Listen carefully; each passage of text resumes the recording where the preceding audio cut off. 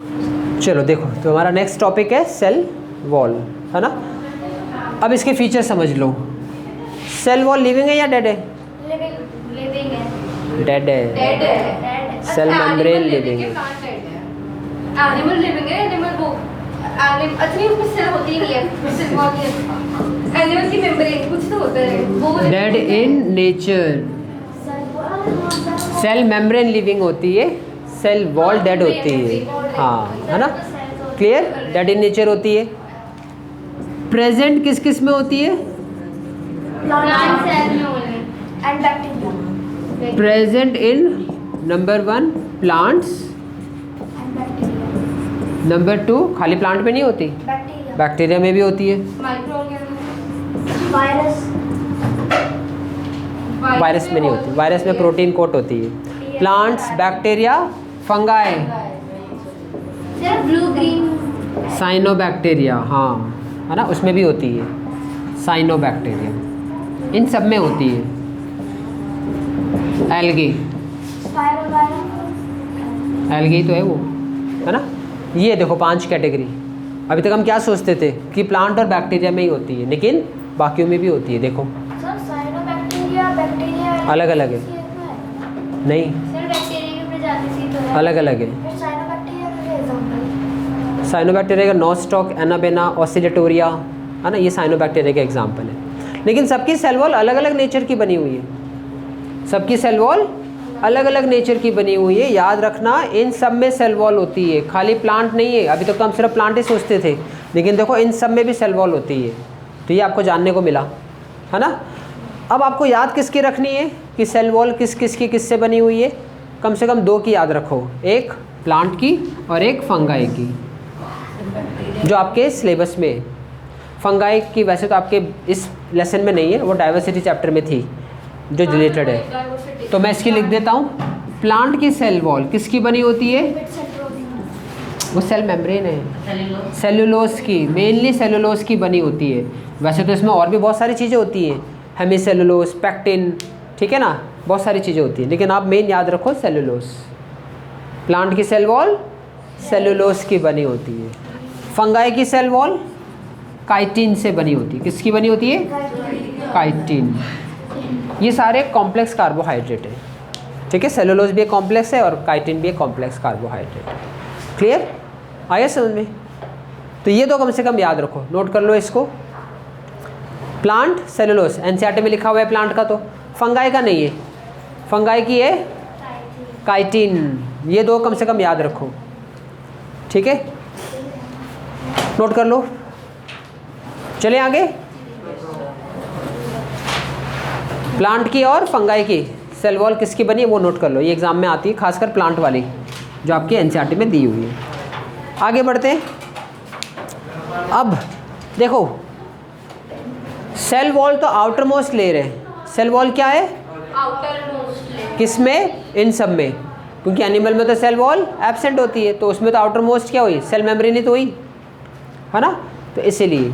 अच्छा, cell wall को discover किसने किया था? रॉबर्ट हुक ने। सेल वॉल ही तो देखा था, ब्राउन तो न्यूक्लियस था ना, so it was discovered by Robert hook.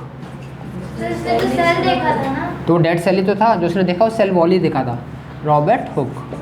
तो इसलिए क्रेडिट इन्हीं को जाता है सेल वॉल डिस्कवरी का भी, ठीक है, क्योंकि उन्होंने डेड सेल देखा था, और डेड क्या थी? Cell wall. तो उन्होंने सेल वॉल ही तो देखा था एक तरीके से, इसीलिए। बिल्कुल, ठीक है ना, तो इनको क्रेडिट उनको ही जाता है सेल वॉल डिस्कवरी का भी। चलें आगे। क्लियर? अब इसका फंक्शन देख लेते हैं कि सेल वॉल का फंक्शन क्या है, जो आप मुझे बता सकते हो आराम से। To provide structure and rigidity to the plant. Support, protection, है ना, शेप मेंटेन करना, ये सारे तो फंक्शन में आ जाएंगे, है ना। तो नेक्स्ट हेडिंग डालो, फंक्शन, सेल वॉल का फंक्शंस। तो क्या क्या फंक्शंस होते हैं देखो। Protection of the cell. Protection, बाहर के एनवायरनमेंट से प्रोटेक्ट करना, है ना, सेल के इंटरनल एनवायरनमेंट को बाहर के एनवायरनमेंट से प्रोटेक्ट करना। नेक्स्ट, शेप मेंटेन करना,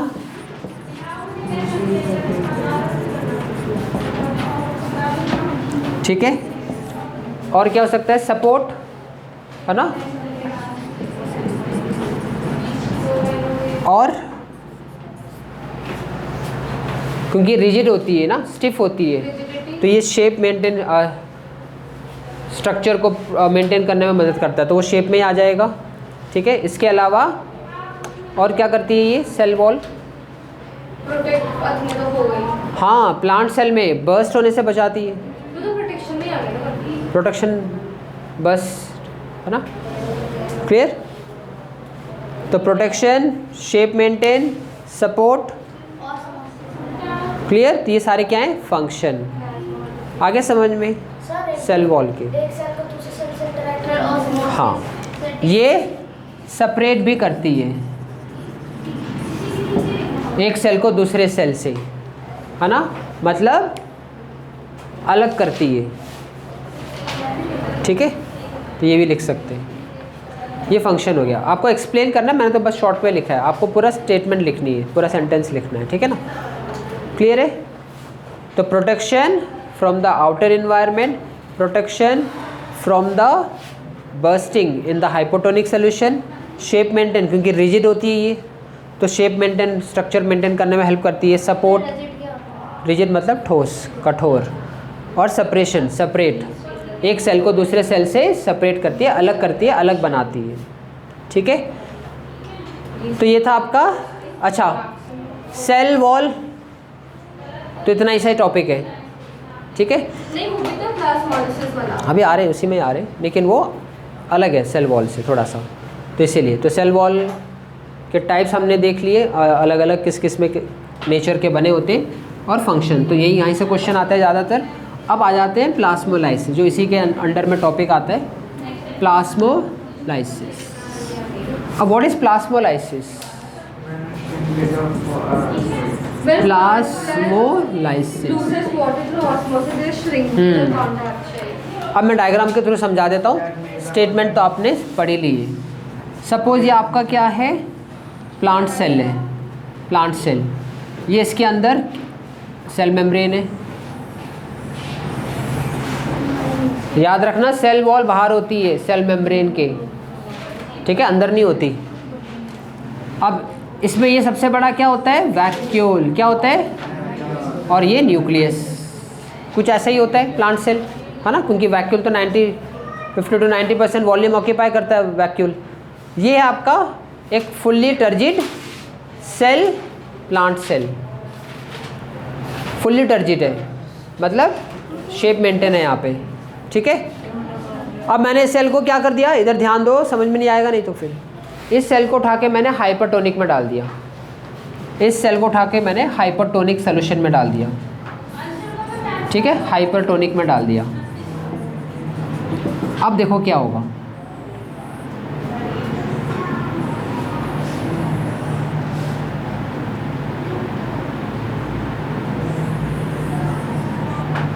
ये क्या हो गया, है ना, श्रिंक हो गया, ये तो सेल वॉल से दूर हो गया, moves away from the cell wall, क्योंकि हाइपर में तो श्रिंक ही होता है, लेकिन अंदर का कंटेंट श्रिंक हुआ है, पूरा सेल श्रिंक नहीं हुआ है। इसी को तो बोलते हैं प्लाज्मोलाइसिस। प्लाज्मो मीन्स प्रोटोप्लाज्म, लाइसिस का मतलब सिकुड़ जाना, ये है वर्ड का मतलब। ठीक है, और नहीं तो क्या, कवरिंग है ना, देखो दीवार चारों तरफ है कमरे के, यही तो कमरा बनाती है ना, इसीलिए। ठीक है, आया समझ में। अब इसकी डेफिनेशन सुनो, मैंने लिविंग प्लांट सेल, डेफिनेशन सुनना अभी, मैंने living plant cell is placed in a hypertonic solution, it loses water, hypertonic में तो पता ही है आपको, पानी बाहर जाएगा, है ना, the content of the cell moves away from the cell wall, this phenomenon is called as plasmolysis, है ना, लिखिए तो ये अंडरलाइन कर लो इसी के नीचे। हाँ ये रही ना second paragraph, cell wall topic में, हाँ इसी में ये रही। सो मैंने अब देखो प्लाज्मोलाइसिस सिर्फ लिविंग सेल शो करता है, ओनली लिविंग सेल, मतलब ऑस्मोसिस लिविंग सेल ही शो करता है, डेड सेल शो नहीं करता। ऑस्मोसिस सिर्फ लिविंग सेल शो करते हैं, डेड सेल ऑस्मोसिस शो नहीं करता। ठीक है, अंडरलाइन कर लो, नोट कर लेना definition. So when a living plant cell loses water through osmosis the content shrink और contract and moves away from the cell wall. This phenomenon is called as plasmolysis. Sir उसमें cell wall के साथ में कुछ होता है वो अपना शेप नहीं, शेप तो वही है, देखो तो इसकी प्रोनाउंसिएशन क्या है? प्लाज्मोलाइसिस या फिर प्लाज्मोलाइसिस? प्लास्मोलाइसिस। ठीक है, 2 वर्ड से मिलके बना हुआ है ये, प्लास्मोलाइसिस। ठीक है, आया समझ में? सेल देखो ऐसा था, अंदर का कंटेंट, ठीक है, ये देखो सेल वॉल है, ये अंदर का कंटेंट है। अभी तो सब कुछ फैला हुआ है, सब कुछ है ना। अब जैसे मैंने इसको हाइपर में डाला, ये देखो सेल वॉल तो वही है, कंटेंट सिकुड़ के बीच में आ गया, इसी को प्लास्मोलाइसिस कहते हैं। और ये आपने कहाँ देखा है प्लास्मोलाइसिस रियल लाइफ में? चना लीफ में, लीफ आपने देखा है ना, लीफ अगर किसी प्लांट को पानी नहीं मिलेगा तो वो लीफ कैसे हो जाते हैं? मुरझा जाते हैं, है ना, उदास हो जाते हैं, ड्रूप हो जाते हैं। वो प्लास्मोलाइसिस से तो है, वो इंडिकेशन दे रहा है कि उनको पानी नहीं मिल रहा है, और जैसे आप पानी देते हो वो फिर से सीधे हो जाते हैं। बिल्कुल, एक टाइम लेकिन ऐसा आएगा कि उसके बाद भी अगर आपने पानी नहीं दिया ना, वो मर चुके होंगे, तब वो ज़िंदा नहीं हो सकते। ठीक है ना। तो प्लास्मोलाइज का ऑपोजिट होता है डीप्लास्मोलाइज्ड। क्या होता है? डीप्लास्मोलाइज्ड। जब लीफ मुरझाया हुआ दोबारा खिल जाता है, उसको, उस कंडीशन को बोलते हैं डीप्लास्मोलाइज्ड, मतलब दोबारा से वो ये बन गया। हाइपो में डालोगे तो यही हो जाएगा, है ना। अगर आपने इसको वापस हाइपो में डाल दिया तो यही तो हो जाएगा, पानी फिर से आ जाएगा। इसीलिए तो लीफ के साथ भी यही होता है। तो सर अगर पौधा मुरझा गया उसमें डिस्टिल्ड वाटर डाल दो तो हाइपरइन्फ्लेशन नहीं हो जाएगा? डाल सकते हैं, लेकिन मिनरल नहीं होंगे बस उसमें। बाकी मिनरल तो सॉइल में होंगे, वहाँ से वो ले लेगा। वैसे उसको पानी चाहिए, बस कैसा भी पानी दे दो आप, ठीक है, वो वापस ज़िंदा हो जाएगा। लेकिन एक स्पेसिफिक पॉइंट पे अगर ज़्यादा देर उदास रहा, ज़्यादा दिन उदास रहा, तो फिर मुश्किल है, क्योंकि वो मर चुका होगा, तब वो ज़िंदा नहीं हो सकता। फिर ज़िंदा कैसे होगा? क्योंकि डेड सेल है ना, बताया था मैंने, डेड सेल तो कभी प्लास्मोलाइसिस करते ही नहीं है, मतलब ऑस्मोसिस तो करते ही नहीं है। इसीलिए तभी तो डेफिनेशन में क्या लिखा है? Living plant cell. लिविंग पे जोर दिया हुआ है ना, लिविंग क्यों लिखा हुआ है? इसीलिए। कौन सा वाटर? जो खारा टैप वाटर हाइपोटोनिक होता है जनरली, खारा तो हाइपर होता है ना। होता है। हाँ, सॉल्ट वाटर बताया था ना एग्जाम्पल। हाइपर का example salt water, sugar water. अगर शॉर्ट वाटर रिलीज पर डालेंगे तो मुरझा हाँ, और क्या। ठीक है, नहीं वैसे लीफ में नहीं डालते हम लोग, हम तो मिट्टी में डालेंगे, वो फिल्टर हो जाता है, नहीं मुरझाएंगे। क्योंकि सॉइल में तो ऑलरेडी क्या है? मिनरल्स कितने सारे। एक्सेस डालोगे तो गड़बड़ है। सर जैसे salty water में। किसी एरिया में जो वाटर सप्लाई बहुत ज़्यादा सॉल्टी है, तो वहाँ पे प्लांटेशन में दिक्कत आएगी। हाँ, अगर वो वैरायटी सॉल्ट रेसिस्टेंट नहीं होगी तो सेलाइन रेसिस्टेंट, है ना, सॉल्ट रेसिस्टेंट। रेसिस्टेंट भी होते हैं प्लांट। हाँ, बना दिए ना साइंटिस्ट ने, मतलब ब्रीड करे, डेवलप कर लिए। हाँ, डेवलप कर चुके। अब खारे पानी में या खारे मिट्टी में भी हम क्रॉप्स उगा सकते हैं, क्योंकि साइंटिस्ट ने डेवलप कर लिया है प्लांट। खारे मिट्टी में खारे मिट्टी में ठीक है, उसको बोलते हैं सलाइन रेसिस्टेंट। ठीक है, तो ये था आपका। अच्छा, इसी को प्रूफ करने के लिए नीचे एक्टिविटी दी हुई है, रोयो लीफ एक्टिविटी। तो रोयो लीफ एक्टिविटी में क्या है कि यहाँ पर हमने लीफ को बॉईल कर दिया, लीफ को बॉईल कर दिया, इसको सॉल्ट वाटर में डाल दिया, तो क्या होगा बताओ? रोयो लीफ को बॉईल किया और उस लीफ को हमने कहाँ डाल दिया? सॉल्ट वाटर में, तो बताओ क्या होगा? No change.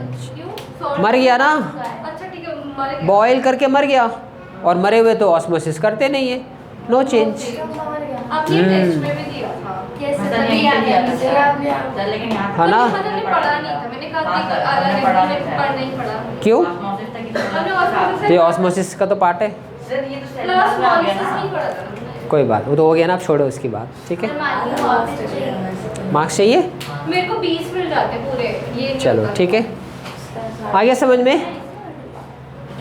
तो इससे क्या पता चलता है कि लिविंग प्लांट सेल ही ऑस्मोसिस करते हैं, डेड नहीं करते। और प्लांट सेल को बर्स्ट होने से कौन बचाता है? सेल वॉल, क्योंकि cell wall equal and opposite pressure exert करता है पानी पे, है ना, इसीलिए। क्लियर? आगे समझ में? तो cell wall topic complete. Plasmolysis very very important, exam में कई बार आता है ये। और ये रोयोलिफ एक्टिविटी भी आपको पता चल गई। ठीक है, क्लियर? छोटा सा टॉपिक था, फिर नेक्स्ट टॉपिक स्टार्ट करेंगे नेक्स्ट क्लास में।